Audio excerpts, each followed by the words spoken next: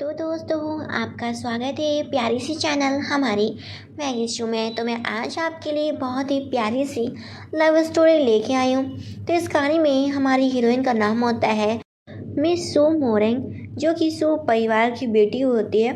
And इस कहानी में हमारे हीरो का नाम होता है गो शाओ। तो हीरो हीरोइन के मैंने नाम आपको बता दिए हैं। तो चलिए फुल ड्रामा रोमांटिक सा चालू करते हैं। तो इस कहानी में एक हम औरत से मिलते हैं जो कि पास टाइम पे महारानी थी, जिसका डेथ हो जाता है। और इसके बाद हमारी हीरोइन को देखते हैं जो कि हैरान हो जाती है कि वो तो अपने पैलेस में थी, वो कौन सी दुनिया में आ गई। तब उसे समझ में आता है कि जो उसकी सोल है वो टाइम ट्रैवल कर गई है, मतलब कि जो उसकी आत्मा है पुराने ज़माने से नए ज़माने में आ गई है। और वो याद करती है, उसे याद आता है कि छोटी बच्ची का अदला बदली किया गया है। और उसे सब कुछ पता चल जाता है कि वो सू परिवार की बेटी थी, लेकिन एक औरत ने बच्चों की अदला बदली कर दी थी, उसे गरीब परिवार में पहुंचा दिया था। और जबकि वो सू परिवार की अमीर परिवार की बेटी थी। और इधर हम जो नकली डॉटर होती है, फेक डॉटर, इसका नाम सू पिंगी होता है, जो कि रो रही होती है कि ये सब मेरी गलती है मोरेंग, मैंने तुम्हारी जगह ले ली, मुझे यहाँ से चला जाना चाहिए क्योंकि ये सब मेरी ही गलती है।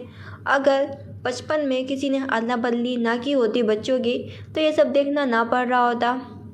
लेकिन छोटा ब्रदर बोलता है कि ये सब इस लड़की की वजह से हो रहा है, पिंग यू तुम कहीं नहीं जाओगी। इधर हमारी हीरोइन सोचती है कि ये सब छोटे से पिल्ले ये मेरे सामने क्या है, मैं तो महारानी रह चुकी हूँ, मैंने तो अपने महल में जाने कितने करोड़ों लोगों को चलाया है। उसी इधर छापड़ मारती है, थप्पड़ मारती है सू पिंगी को। ये देखिए छोटा भाई बोलता है कि सू मोरेंग तुम्हारा बहुत ज़्यादा हो रहा है, तुम्हारी हिम्मत कैसे हो गई सू पिंगी को थप्पड़ लगाने की। जहाँ पे हमारी हीरोइन सोचती है कि एक तो इसने अमीरी लग्जरी लाइफ जी और मुझे बोल रही है कि मैं यहाँ से चली जाती हूँ। जहाँ पे बड़ा भाई भी बोलता है कि सू मोरेंग, माना कि तुम सू परिवार की असली बेटी हो, लेकिन ये मत बोलो कि सू पिंगियों को भी 18 साल तक हमने इस परिवार में पाल पोस के बड़ा किया है। वहाँ पे तमाशा चल ही रहा होता है, तभी दादाजी की एंट्री होती है जो कि बोलते हैं कि किस बात का झगड़ा कर रहे हो, किस चीज़ के लिए लड़ाई कर रहे हो। जहाँ पे सू मोरेंग बताती है कि मैं सू परिवार की असली पोती हूँ और मेरी जगह 18 साल तक सू पिंगियों ने काफ़ी मज़े लिए हैं सू परिवार में। अब जब रियल डॉटर असली बेटी सू मोरेंग आ चुकी है सू परिवार में, तो उसको हर चीज़ लौटानी चाहिए, ऐसे सू परिवार की बदनामी नहीं होगी। दादाजी उसकी बातों से इम्प्रेस होते हो, कहते हैं बहुत ही अच्छी बात है, अब वैसे भी तुम असली डॉटर हो सू मोरेंग सू परिवार की। जो नकली डॉटर होती है बोलती है कि मैं अपनी बहन को अपना कमरा दे देती हूँ, वैसे भी वो रियल डॉटर है। हमारी हीरोइन देखती है मोरेंग कि पिंग्यू नई चाल चल रही है तो तुरंत ही बोलते हैं थैंक यू पिंग्यू, वैसे भी फेक डॉटर को तो गेस्ट रूम मिलना चाहिए और जो असली बेटी है उसे तो बड़ा सा बेडरूम मिलना चाहिए, मास्टर बेडरूम। ये सुनने के बाद तो पिंगू का मुँह ही बन जाता है और इस तरीके से वो अपनी चाल में कंफर्म हो जाती है। और दादाजी का उसे साइड भी मिल जाता है कि अब वो कुछ भी करेगी तो दादाजी सपोर्ट करेंगे। ये सब देखने के बाद बड़ा भाई छोटा भाई कुछ भी नहीं बोल पाते। छोटा भाई बोल रहा होता है भले दादाजी तुम्हारा साइड ले रहे हो, इसका ये मतलब नहीं है कि तुमने जो पिंगू को थप्पड़ मारा है तुम्हें सॉरी बोलना पड़ेगा।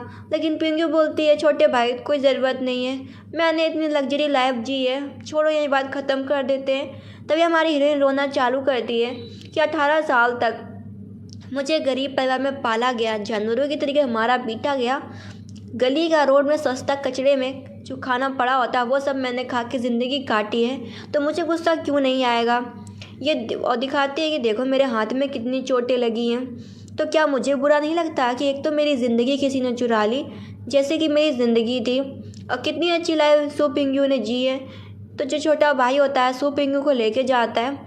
मोरेंग सोचती है कि मैंने इन आंसुओं से बड़े भाई को थोड़ा अपनी तरफ कर लिया है। बड़ा भाई उसकी बातों से इफ़ेक्ट हो जाता है तो उसे 5 करोड़ रुपए देता है एज अ कंपनसेशन और बोलता है कि अब से तुम सू परिवार की बेटी हो और मैं तुम्हारा ख्याल रखूँगा। वो अपने भाई से तुरंत ही बोलती है कि वो सीखना चाहती है और कल से कंपनी में इंटर्नशिप का काम चालू करेगी। वो बोलता है ठीक है मैं तुम्हारे लिए इंतज़ाम कर दूँगा। वो सोचती है कि मैं महारानी रह चुकी हूँ पिछले जन्म में और मैंने तो पूरे अपने हाथों से महल चलाया है, ये तो छोटा सा सू परिवार रहा, मैं सू परिवार की पूरी संपत्ति चाहती हूँ। इसके बाद वो मास्टर बेडरूम में जाती है जहाँ पे बहुत सालों से सू पिंग्यू राज कर रही होती है उस कमरे पे, लेकिन अब वो सोचती है सू पिंग्यू तुम्हारा खेल मैं ख़त्म कर दूंगी, क्योंकि जो चीज़ मेरी है उसको मुझसे कोई भी छीन नहीं सकता। ये सब सोचते हुए सू मोरेंग सो जाती है। इधर हम सू पिंग्यू को देखते हैं जो कि भड़क रही होती है कि मुझे मोरेंग को इस घर से बाहर निकालना होगा, नहीं तो वो मुझे इस घर से फेंक देगी। सू मोरेंग आती है अपने भाई के साथ कंपनी पे।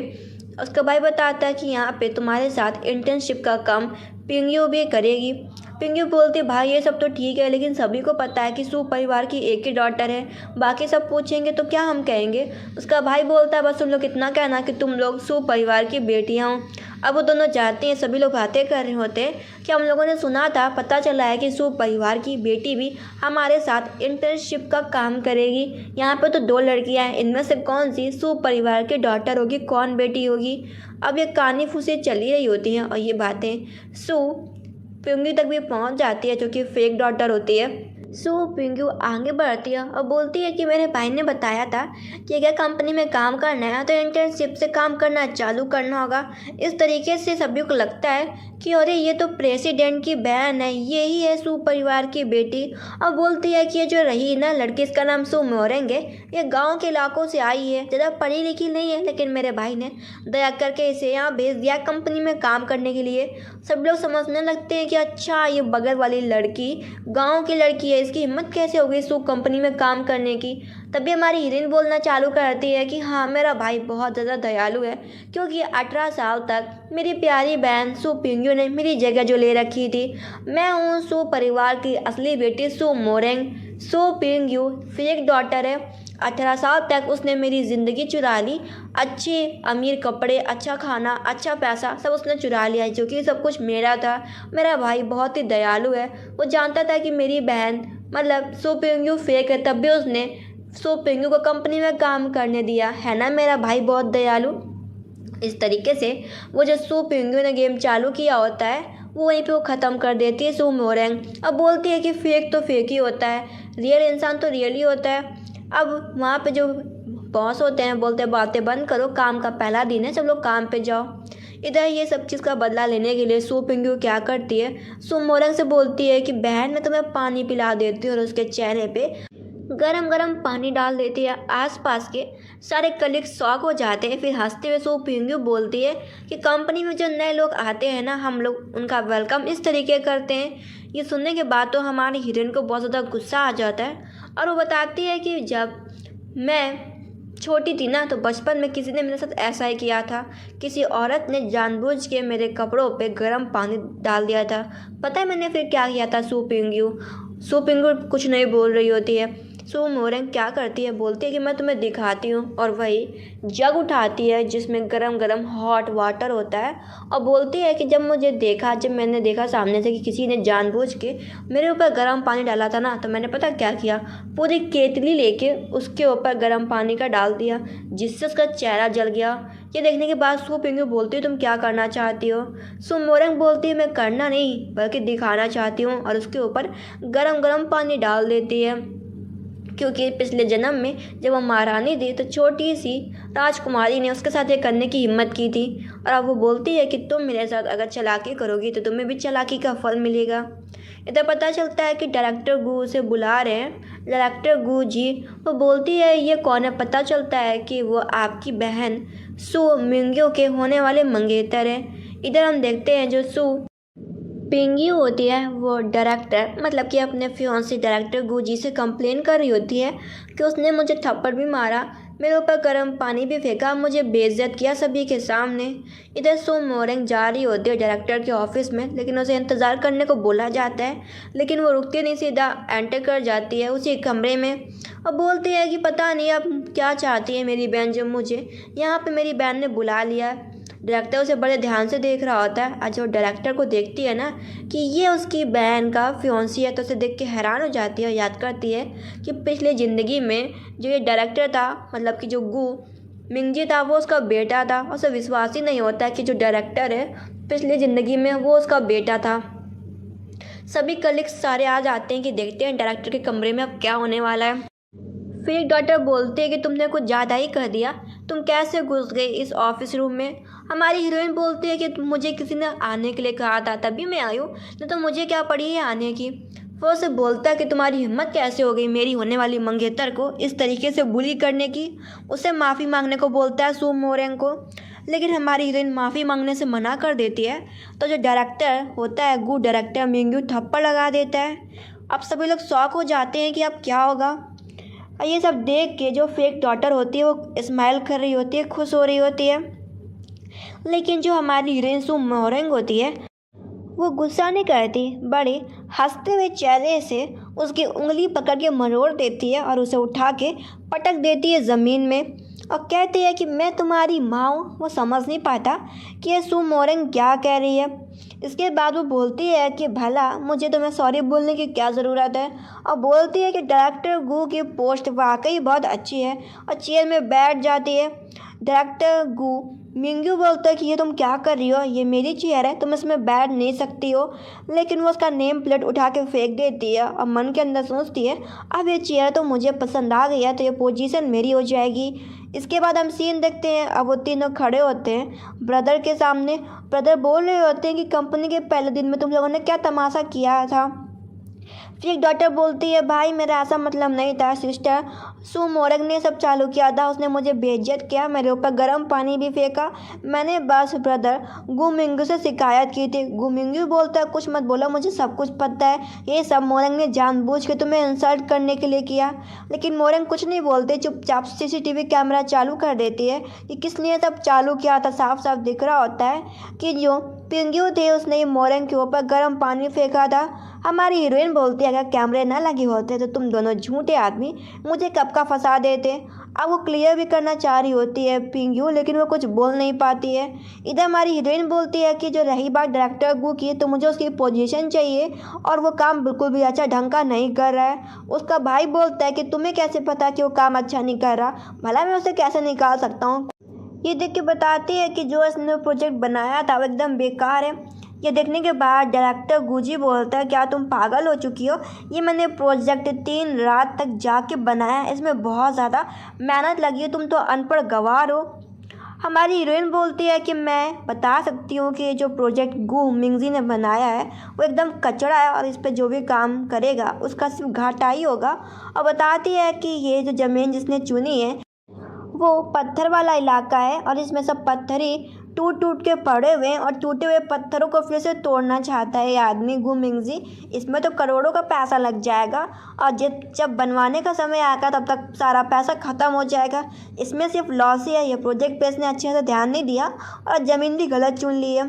क्योंकि जब पहले के टाइम पे जब वो महारानी थी तब महाराज मर चुके थे, तो सारे जो दस्तावेज थे जब सारा देश चलाना होता था तो महारानी ही चलाया करती थी। तब देश का बंटवारा नहीं हुआ था और वो सारी जगहों की ज़मीन के बारे में जानती थी। ये देख के उसका भाई बोलता है कि तुमने कैसे पता कर लिया है सब चीज़ कि ये डील बेकार है। जहाँ पे वो बोलती है कि मैं सू परिवार की असली बेटी हूँ, मेरे अंदर सू परिवार का खून है, तो मैं इन चीज़ों को पहचान सकती हूँ। वह असली बात नहीं बताती कि उसके अंदर कौन सी आत्मा आ चुकी है, कि वो इस दुनिया की नहीं बल्कि बहुत पुरानी महारानी रह चुकी है।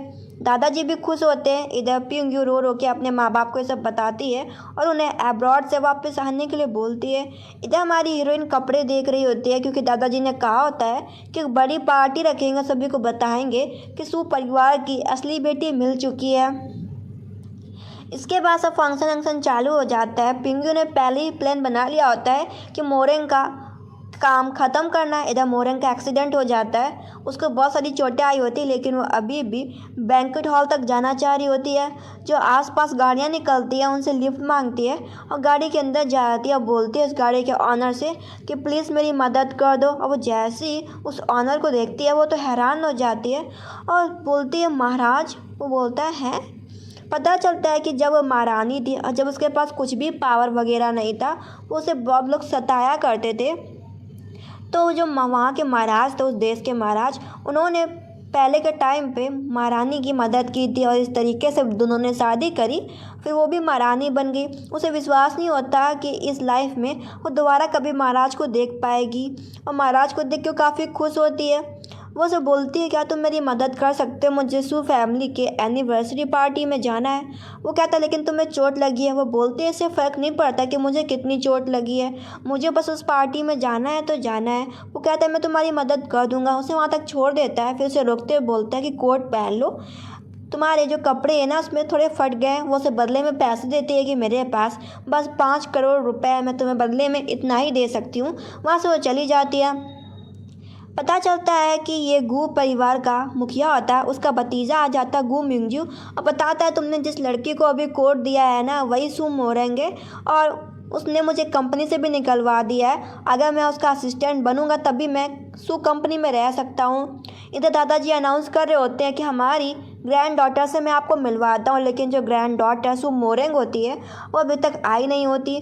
फिर इसके बाद हमारी हीरोइन एंट्री लेती है, जिसे देख के सू पिंगू तो जल जाती है कि इसे तो मर जाना चाहिए था, ये ज़िंदा कैसे है, इसका तो एक्सीडेंट हो जाना चाहिए था। वो स्टेज पे आती बताती है कि सॉरी मुझे माफ़ करना है, मैं लेट हो गई क्योंकि मेरा रास्ते में एक्सीडेंट हो गया था। वो तो किस्मत सही थी कि मैं ज़िंदा बच गई, लेकिन जिसने भी किया मैं उसे छोड़ूंगी नहीं। ये सारी बातें सुन सुन के मिंगू जल भी रही होती है और डर भी रही होती है और बोलती है कि मैं सू परिवार की असली बेटी हूँ। 18 साल तक फेक डॉटर ने मेरी जगह ले रखी थी जिसका नाम सू पिंगू था। सभी लोग कह रहे होते हैं सू पिंगू कितनी ख़राब लड़की है, उसने दूसरी की लग्जरी लाइफ छीन रखी थी। सो पिंगू बोलती सिस्टर ये तुमने किस आदमी का कपड़ा पहन रखा है, कहीं ऐसा तो नहीं कि तुम बहाना दे रही हो कि तुम्हारा एक्सीडेंट हुआ, असलियत में तुम कहीं और ही थी। दादाजी बोलते हैं सू पिंगू को कि तुम इस तरीके से बर्ताव मत करो। वो बोलती है कि जिसने मुझे कोड दिया था मैं उसके बारे में नहीं जानती, लेकिन वहाँ पे मास्टर गू बोलता है कि मैं गू परिवार का मुखिया हूँ। दादाजी अब देखते हैं कि ये तो गू परिवार का मुखिया निकला, तो उन चीज़ों को उसी मैटर को वही ख़त्म करने के लिए बोलते हैं। फिर अपनी ग्रैंड डॉटर को ख़ानदान का जो कंगन होता है, वो जो ख़ानदानी कंगन होता है वो अपने वारिस के तौर पे सू मोरेंग को दे रहे होते हैं। तभी वहाँ पे जो सू मोरेंग को जिन माँ बाप ने पाला था वो आ जाते हैं पैसे ऐंठने के लिए और पैसे की डिमांड कर रहे होते हैं, लेकिन हमारी हीरोइन दोनों माँ बाप को थप्पड़ लगा देते हैं। सभी लोग बातें कर रहे होते हैं ये कैसी बेटी है। हमारी हीरोइन बोलती है कि आप लोग सोच रहे होंगे ना कि मैं लोगों को पीट क्यों रही हूँ, इन्होंने मुझे पाल पोस के बड़ा किया, लेकिन ये मेरे असली माँ बाप नहीं थे, इन्होंने कभी मेरी चिंता ही नहीं करी, ये सिर्फ मुझे कचरा वाला खाना खिलाते थे, मुझे मारा पीटा करते थे, और इन्होंने अपनी बेटी को सुख परिवार में भेज के उसे ऐशो आराम की ज़िंदगी दी और मुझे हर दिन मारा पीटा करते थे, मेरी ज़िंदगी एक जानवर जैसी कर दी थी। और अब ये बोल रहे हैं कि इन्होंने मेरा केयर किया, मुझे पाला पोसा, तो आपको क्या लगता है कि मैं इनका ध्यान दूंगी? और उन्हें जेल के लिए भेज देते कि तुम ही लोगों ने 18 साल पहले बच्चों की अदला बदली करी थी। वो माँ बाप अपनी असली बेटी सू पिंगू से हेल्प मांगते हैं, लेकिन वो भी साफ मना कर देती है कि मैं नहीं जानती तुम लोगों को, और तुम लोगों ने गलती करी थी, तुम लोगों ने बच्चों की अदला बदली करी थी, मैं तो बहुत छोटी थी, इसमें मेरा कभी लेना देना नहीं है। अब वो गार्ड्स को बुला लेती है सू पिंगू और अपने जो रियल माँ बाप होते हैं उन्हें वहाँ से भगाने का ऑर्डर दे देती है।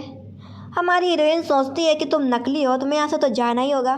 फिर दादाजी ने जो उसे वसीयत वाला कंगन दिया होता है वो उसे पहन लेती है।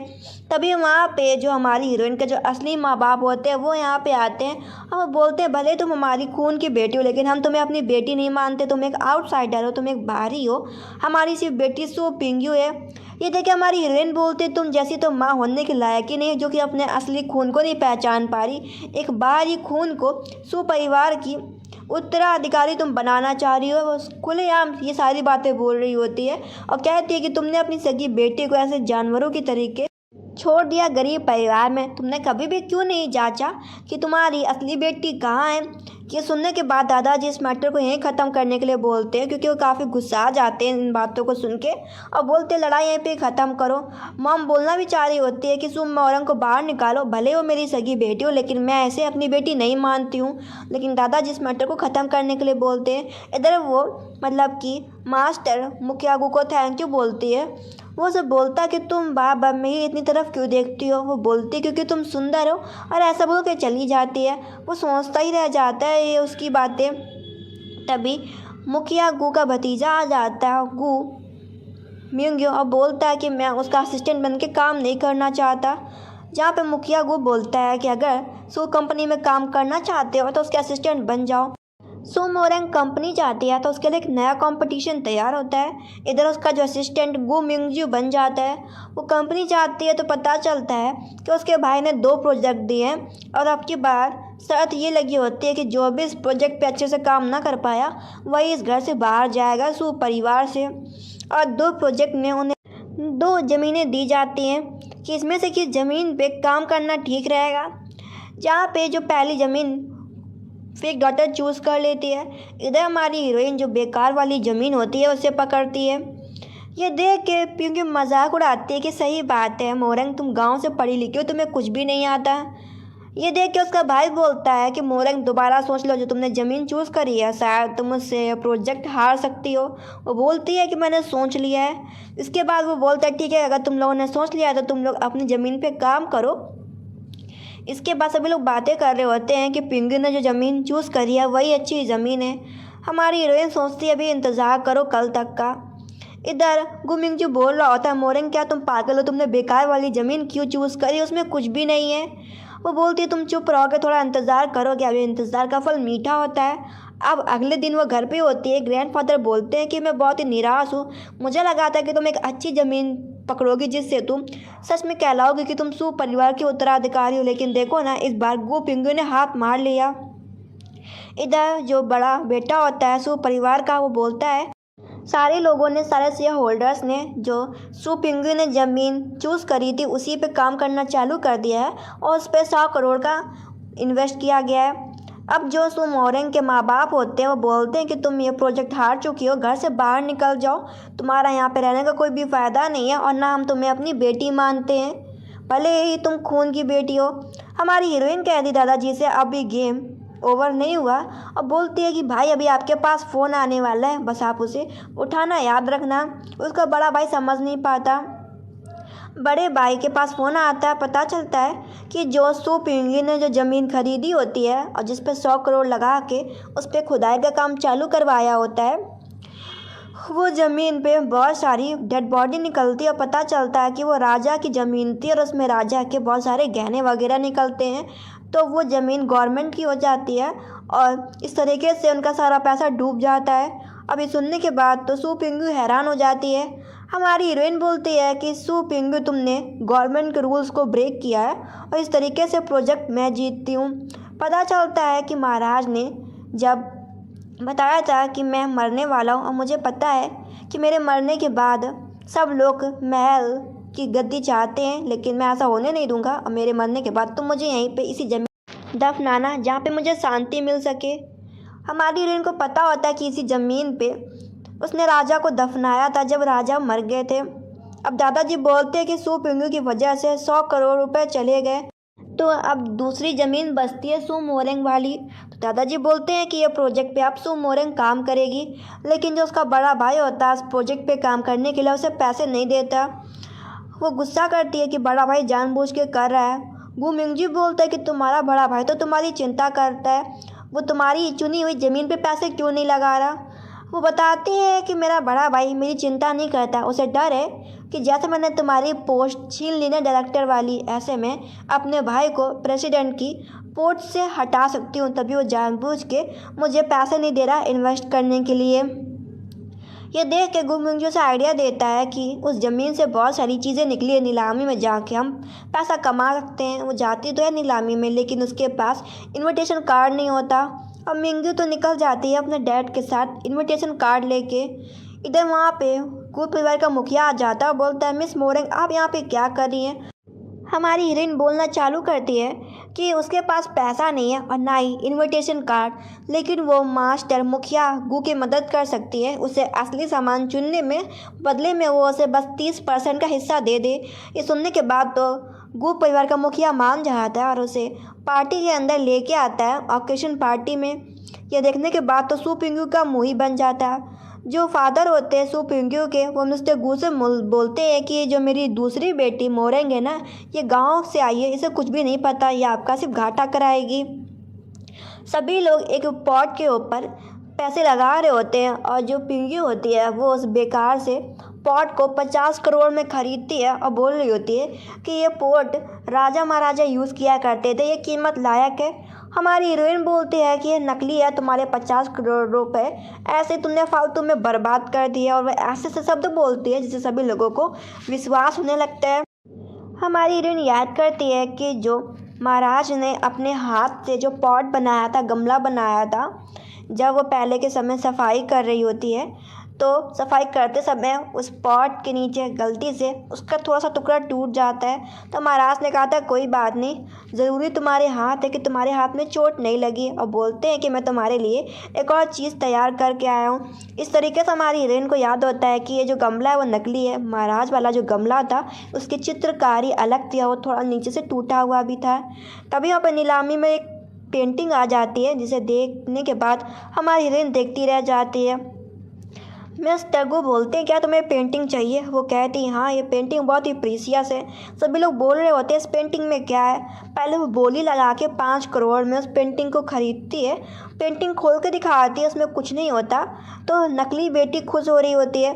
तभी उस पेंटिंग में पानी डालती है और पानी डालने के बाद जो पहले की जो महारानी थी ना, जो कि पूरे देश को चलाया करती थी, मतलब कि राजा के मरने के बाद देश महारानी चलाती थी और महारानी के मरने के बाद उनका बेटा देश चलाता था। अब वो पेंटिंग पे पानी डालती है तो वहाँ पे एक चित्र आ जाता है एक औरत का, जो कि महारानी का चित्र होता है। और उस चित्र को देखते हुए वो गू परिवार के मुखिया की तरफ देख रही होती है और याद करती है कि महाराज ने उसे दिखाया था कि मैंने पेंटिंग बनाई। वो महाराज से बोलती है पेंटिंग का है। महाराज बताते हैं कि ये पेपर बहुत ही खास है, इस पर पेंटिंग बनाने के बाद पानी डालना होता है, फिर वो पेंटिंग दिखाई देने लगती है। अब जो नीलामी में लोग बैठे होते बोलते हैं कि इस पेंटिंग में उस ज़माने की मोहर भी लगी हुई है, मतलब कि ये पेंटिंग 5 करोड़ की नहीं बल्कि 1 बिलियन की पेंटिंग है। इस तरीके से जो मास्टर वो होते बहुत खुश हो जाते हैं और बोलती है कि मुझे इस पेंटिंग का 30% चाहिए, मतलब कि 300 मिलियन। वो मान जाता है। वो बोलता है कि मुझे पता है कि तुम मुझे पसंद करती हो, मैं भी तुम्हें पसंद करता हूँ। ग्रैंडफादर बहुत ही खुश होते हैं कि तुमने वाकई बहुत अच्छा काम किया है, मैं बहुत ही खुश हूँ। ये सब देख के नकली बेटी सू पिंगू जल रही होती है। वो अपने भाई से मदद मांगती है कि अगर तुम मदद नहीं करोगे तो मुझे सू मोरेंग इस घर से बाहर निकाल देगी। हमें दादाजी के सामने उसको नज़रों से गिराना होगा। नकली बेटी अपने भाई को भेजती है ऑफिस और बोलती है कि तुम्हें पानी पिलाना होगा सू मोरेंग को। सू मोरेंग समझ जाती है कि इस पानी में कुछ गड़बड़ है। इधर नकली बेटी बताती है कि अंदर से कुछ आवाज़ें आ रही हैं, शायद सू मोरेंग कुछ गलत हरकत कर रही है। इस तरीके की लड़की हमारे सू परिवार में कैसे रह सकती है? लेकिन पता चलता है कि कमरे के अंदर कोई और है। हमारी हीरोइन तो बाथरूम से बाहर आती है। जब कमरे के अंदर जाती है तो वहाँ पे होता है सू परिवार का छोटा बेटा दादाजी से बहुत ही पीट रहे होते हैं कि तुम कुत्ते के तरीके क्यों भौंक रहे थे। हमारी हीरोइन पहले अपने छोटे भाई को थप्पड़ पे थप्पड़ लगाती चली जाती है और सच बताती है कि ये सब मेरे भाई ने मेरे साथ करने की कोशिश करी थी। वो जानबूझ के मेरी रेपुटेशन ख़राब करना चाहता था। मैं तो पहले ही जान गई थी जब वो बिना वजह के मेरे ऑफिस में आया और उसने मुझे ज़बरदस्ती पानी देने की कोशिश करी, तो मैंने उस पानी को ज़बरदस्ती अपने भाई को पिला दिया था। पहले तो वो मना कर रहा था कि वो पानी नहीं पिएगा, तब मैं और समझ गया कि इस पानी में कुछ ना कुछ तो गड़बड़ है। मैंने उसकी गर्दन पकड़ी और उसे ज़बरदस्ती पानी पिला दिया। इसके मैंने ऑफिस रूम में अपने छोटे भाई को छोड़कर बाथरूम की ओर चली गई और जब मैं आई तो मैंने देखा कि मेरी प्यारी नकली बहन ने पहले ही प्लानिंग करके आप लोगों को बुला रखा था। इसके बाद वो पुलिस को बुलाती है। दादाजी बहुत ही गुस्सा होते हैं कि सू पिंगी, मुझे ऐसी उम्मीद नहीं थी और तुम सू परिवार के दूसरे बेटे हो के तुमने अपनी सगी बहन की रेपुटेशन कैसे ख़राब कर सकते हो। अब इसके बाद जो दादाजी होते हैं वो प्रेसिडेंट की पोस्ट दे देते हैं सू मोरेंग को कि तुम ही कंपनी चलाओ, तुम्हारे सिवा कोई भी अब कंपनी नहीं चला सकता। और बोल के जाते हैं कि तुम लोग अपनी असली बेटी को नहीं पहचान पा रहे तो तुम लोग खुद ही अपने परिवार को ख़त्म कर लोगे। इधर नकली बेटी की वजह से सू परिवार का छोटा बेटा जेल में चला जाता है। इसके बाद हमारी हीरोइन मिलने जाती है किसी और से नहीं बल्कि मिस्टर गू परिवार के मुखिया से।